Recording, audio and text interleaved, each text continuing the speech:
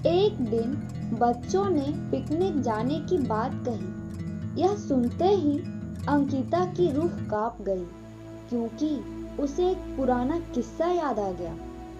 ये बात तब की है जब अंकिता 10वीं क्लास में पढ़ रही थी। एक दिन टीचर ने पिकनिक का प्लान बनाया था।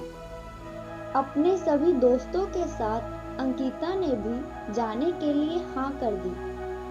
पिकनिक पर जाना था पावागढ़।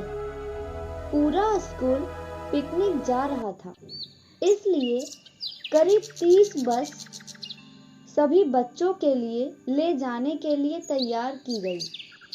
अंकिता अपने दोस्तों के साथ सबसे पीछे वाली बस में बैठ गई। सभी हंसते, मुस्कुराते और मस्ती करते हुए जा रहे थे। तभी कुछ दूर जंगल के पास पहुंचकर उसी बस से तेज आवाज आई। ये वक्त रात के करीब 1:30 बज रहा था। ड्राइवर गाड़ी से बाहर निकला तो उसे पता चला कि टायर फट गया है। ड्राइवर ने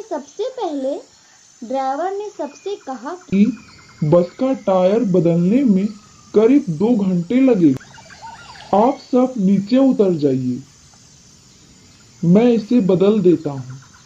आप लोग पास के ढाबे में जा सकते हैं, वहाँ गर्म गर्म चाय पी लीजिए और मैं इस टायर को फटाफट बदलने की कोशिश करता हूँ। ड्राइवर की बात सुनकर सभी बस से उतर गए और पैदल चलते हुए पास के ढाबे में पहुंच गए। वहां एक बूढ़ा व्यक्ति चाय बना रहा था।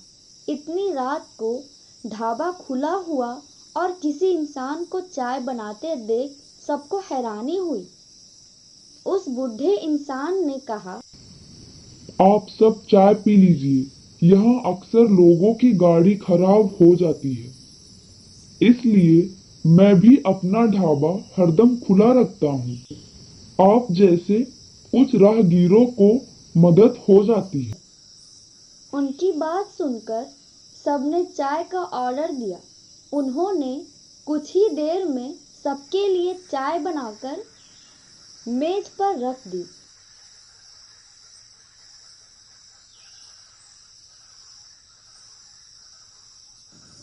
चाय पीते हुए अंकिता की आंखें एकदम ढाबे की छत की तरफ गई। वहां अंकिता ने एक औरत को सफेद रंग की साड़ी में खुले बाल लहराते हुए देखा। कुछ देर बाद वो जोर जोर से हंसने लगी। भले ही हंसने की आवाज किसी को सुनाई नहीं दे रही थी, लेकिन अंकिता ने उसे मुंह खोलकर हंसते हुए देखा। ये सब देखकर अंकिता ने डर के मारे आंखें नीचे झुका ली। कांपते हुए किसी तरह से अंकिता ने चाय दोबारा पीना शुरू की थी। उसी वक्त जोर जोर से किसी के चिल्लाने की आवाज जंगल की ओर से आ रही थी।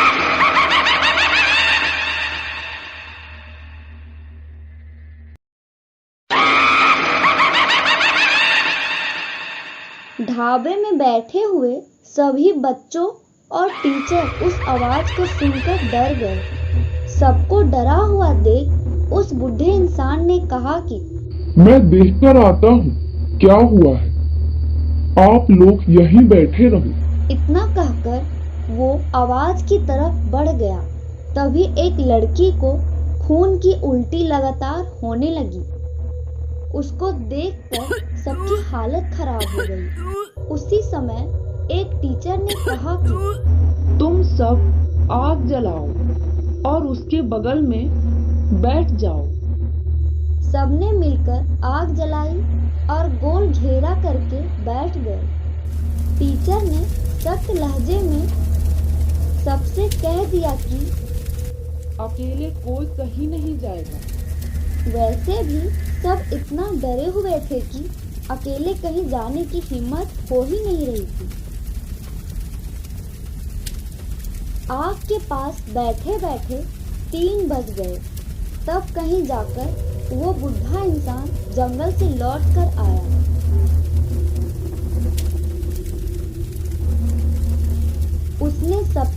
तरफ देखा और कहा कि उस चीख को सब भूल जाना, नहीं तो जीना मुश्किल हो जाएगा।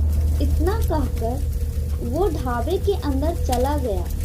तभी ड्राइवर भी टायर बदलकर बस लेकर ढाबे के पास आया।